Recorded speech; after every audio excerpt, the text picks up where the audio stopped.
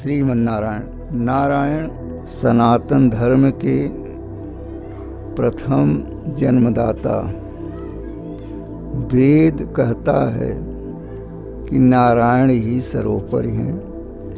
सनातन से ही नारायण का नाम उच्चरित होता चला रहा है। सतयुग में नारायण की पूजा का महत्व अधिक था।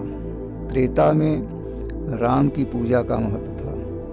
द्वापर में श्री कृष्ण भगवान के चरण की पूजा का बहुत बड़ा महत्व था। तो ध्यान योग, पूजा योग, चरण का पूजा योग, ये तीनों काल में महत्वपूर्ण थे। लेकिन नारायण की सतयुग में जो पूजा हुई वो पूजा 64 प्रकार की थी। त्रेता में श्री राम की पूजा हुई, वो पूजा का विधान 32 प्रकार का था। द्वापर में जब पूजा की प्रथा चरण की आई तो 16 प्रकार की पूजा का निर्माण किया गया। और आपके वर्तमान समय में इस कलयुग के शुभ युग में पंचोपचार का परिक्रम चल रहा है। 5 देवताओं की पूजा का प्रयोजन है। विद्वानों का अपना मत है, शास्त्रों में भी ऐसा लिखा गया है। कुछ लोग कहते हैं मंदिर के पीछे से प्रणाम नहीं करना चाहिए। ऐसा कोई शास्त्रीय धर्म के अनुसार तो कोई मत है नहीं, क्योंकि देवी के आप पूजन में देखिए, दुर्गा सप्तशती का जब पूजन किया जाता है नवरात्र में, उसमें 10 दिशाओं पर प्रणाम किया जाता है। तो पीठ का प्रणाम करने से उसमें प्रायश्चित कहाँ लगता है? देवताओं की पूजा, देवताओं का पृष्ठभाग से प्रणाम करना या पूजन करना या भाव से अपने ध्यान करना, ये प्रायश्चित में नहीं आता है। इससे कोई दोष नहीं उत्पन्न होता। फल वही मिलेगा जो चारों दिशाओं में खड़े होकर के आप नारायण की पूजा करते हैं या किसी देव की पूजा करते हैं, फलीभूत ही होता है। कुछ लोगों का कहना है कि पीठ पीछे प्रणाम नहीं किया जाता, दोष होता है, लेकिन ये शास्त्र सम्मत नहीं है। संसार के लोगों का कुछ ऐसा कथन है कि पीछे से प्रणाम नहीं करना चाहिए। अब समस्या तो उदाहरण लोग दे देते हैं आचार्यगण कि जैसे अपने बड़े को प्रणाम करिए तो सामने से करिए तो ज़्यादा फलदायी होता है। लेकिन अगर वो कुछ दूर चला गया, पीछे से आप प्रणाम करते हैं तो उसे पता ही नहीं चलेगा, इसलिए आपको कोई आशीर्वाद का फल नहीं मिलेगा। तो नारायण की पूजा सर्वोत्तम पूजा है। नारायण की पूजा निर्गुण पूजा और सगुण दोनों में आती है। तो सगुण की पूजा जो होती है वो निर्गुण से थोड़ा सा मध्यम पड़ता है, लेकिन सगुण भी इस संसार के बीच में सगुणोपासक लोग काफ़ी हैं और सगुण पूजा में भी आपको फल मिलता है। लेकिन निर्गुण पूजा नंबर 1 की पूजा मानी गई है शास्त्र विधि के अनुसार।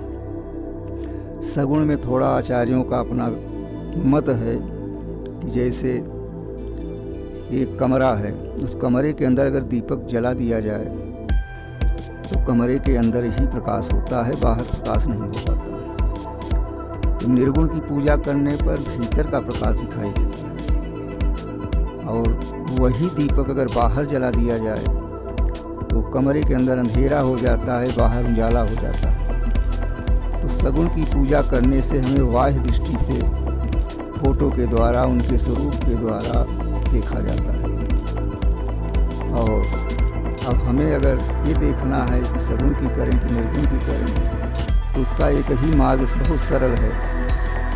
जीव पर भगवान राम का अगर आप नाम लेते हैं या कृष्ण का लेते हैं या नरसिंह का लेते हैं या नारायण का लेते हैं, तो दिव्य जो ज्योति है वो ज्योति टेढ़क पर जैसे कमरे के डेहरी पर रख दिया जाए दीपक, तो भीतर भी उजाला होता है, बाहर भी उजाला होता है। इसी प्रकार से हमारा निर्गुण और सगुण है, ये दोनों समकक्ष ही हैं। लेकिन निर्गुण जो अंतःकरण के मार्ग को शुद्ध करता है और सगुण जो है बाह्य आडंबरों को देखता हुआ भी अपने फल को पूर्ण करता है। इसलिए सगुण से अच्छा तो निर्गुण है, लेकिन जब तक व्यक्ति किसी चीज़ का दृश्य नहीं देखता है इन बाह्य आँखों से अपनी, तब तक उसे विश्वास श्रद्धा नहीं हो पाती। तो श्रद्धा और विश्वास को रखने के लिए हमें पहले किसी रूप को देखना पड़ता है। तो सगुण में रूप की वंदना की गई है, निर्गुण में निराकार रूप में उसमें कोई आकार नहीं है। एक शून्य समझिए या एक ज्योति समझिए या एक अणु के समान समझिए जिसमें आपका विश्वास हो जाए।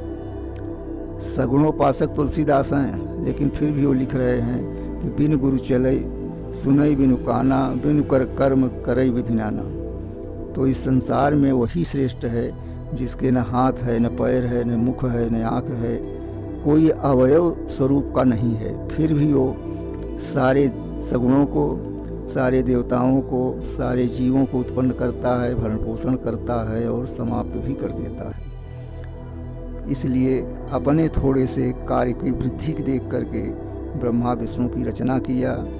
जब पृथ्वी पर राक्षसों का ज़्यादा आतंक फैलता है तो ब्रह्म रूप में अपना अंश भेज करके और उन राक्षसों का दमन करने के लिए भेजते हैं, और साधकों के लिए, सज्जनों के लिए, सुरक्षा के लिए भी वो सुरक्षा कवच के रूप में आके और देवताओं मनुष्यों की ऊपर दया दृष्टि करते हैं। इसलिए नारायण सर्वोपरि हैं, नारायण की पूजा सर्वप्रथम है।